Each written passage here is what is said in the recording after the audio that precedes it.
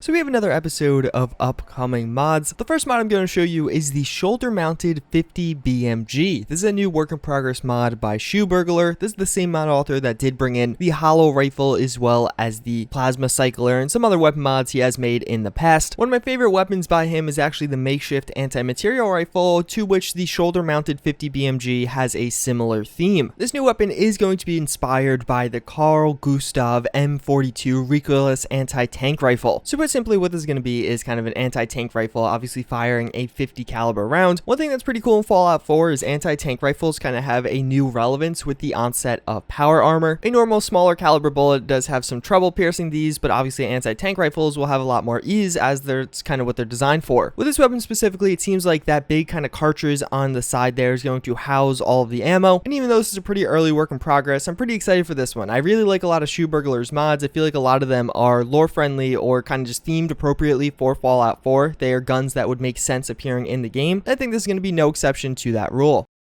So we have a upcoming mod from Monkey Spunk. I'm not really sure what this is called. One of the images is labeled old combat armor, but I think this is going to be kind of a mod with a bunch of variants, and that's what we're seeing. So firstly, we do have a little shoulder piece for the old combat armor. This is probably going to be that combat armor that appeared in previous Fallouts, similar to the classic combat armor that Cascadia was working on, then it was passed on since he kind of quit modding for a little while. Then we also do have this helmet, which is going to be this camo texture. He actually showed us in the past full suits with this camo texture. The helmet now does have glowing eyes though, which is pretty cool. You can see with the darker image there how they glow in the dark, and it kind of looks cool. But then the part of this that I'm really excited for is what I think is going to be a cross between the classic combat armor and that being assigned to the Diamond City security. So as you can see, a lot of these are the combat armor pieces. I imagine it's going to have some overlap with the first image we did see, but you also kind of have a catcher's uniform under that with the kind of groin guard and all that going on there, which of course is what Diamond City security does wear. There's been a number of people taking on or overhauling Diamond City security. I guess people just don't really like their armors, but nothing has really been released in that regard. I like this one. It's kind of a mutual cross. It's more or less a reimagination of the armor we have right now, hopefully an upgrade to it in some sense. And personally, I think it looks pretty cool. You can definitely see the different stages here, the light, medium, and heavy armors. And again, I just think it looks really high quality, and it's nice to see some improvement over some of the base game options.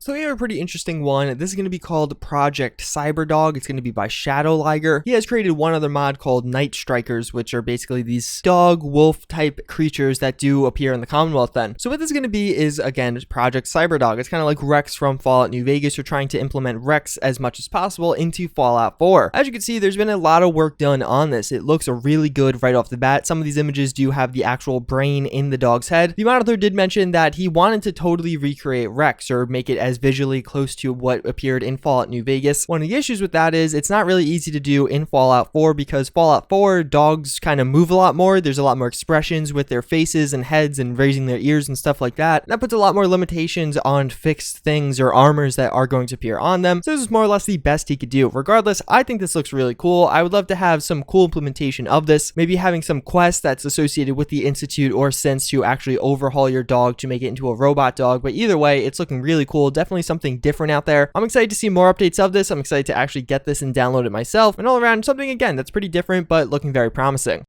So we have one that is going to be awesome for some people, other people won't really care. More or less is going to be a new outfit by Nero. He does say it's going to be a collaboration with the Kite, and what it looks like is almost futuristic styled heels on a female character. I imagine it's going to be on a female character. These look a lot more rugged, I guess. It looks like something that would be in an armor, not just an outfit. Again, this isn't going to be for everyone. Some people love outfits like this, other people hate them and get mad at me for covering them, but at least some of you are going to enjoy this. So for that reason, I do want to cover it and show you the updates that are being made.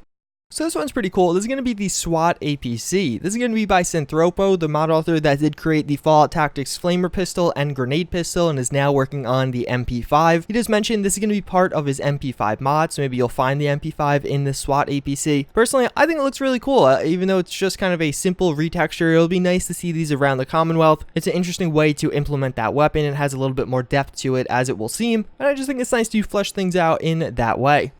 So last but not least, we have one that I know a lot of you guys are going to be excited for. It's going to be another weapon appearing in Fallout Cascadia, and this is going to be by Wasteland Melody. What I'm showing you is the assault carbine / the service rifle. So firstly, we have some images of the assault carbine and a NPC holding them. It seems like this guy got a black eye somehow, but otherwise the gun itself looks really cool. Wasteland Melody has produced a ton of different weapon mods for Fallout 4 and Fallout New Vegas. One thing that really stands out to me from this one image though is the flashlight. I just think it looks really badass, and I like the implementation of that. But we have another one with the character having it lowered. This one looks pretty cool. I like having the short mag and having that as an option. I think that'll be really nice, and a lot of people will like that. Then we can see the service rifle in the weapon crafting menu. He does mention here that you're going to be able to switch between the assault carbine and the service rifle. This is something pretty cool. I know Deadpool wanted to do this but was unable to with his mod. So it seems like now with Fallout Cascadia, and I imagine when this is released as a standalone mod, we will get this option and functionality. And something else really interesting he does mention is, well, I'll just read it verbatim. Fallout Cascadia is also introducing a universal mod system. Anything that attaches via Picatinny rail, which is just a normal rail system, can be shared across weapons. With mods being rarer and more valuable in Fallout Cascadia, this will make finding or crafting powerful mods all the more meaningful. It's really interesting. I like that design. I wish more mods did take this inspiration, but it seems like there's going to really be a universality there. Kind of how it works in real life. If you have a foregrip that can attach to a Picatinny rail, it can attach to any Picatinny rail. That's really interesting. It's kind of adding a whole new layer and depth to the weapon modification system in the game, and something that is really cool and intuitive. That's pretty much gonna wrap it up. Hopefully you guys enjoyed this video. Let me know in the comments down below. Did you find anything interesting? What mods did you find cool? You can find links to everything down below also, so click on those if you're even more interested. But yeah, that's pretty much gonna wrap it up. Hope to see you guys all next time. Later.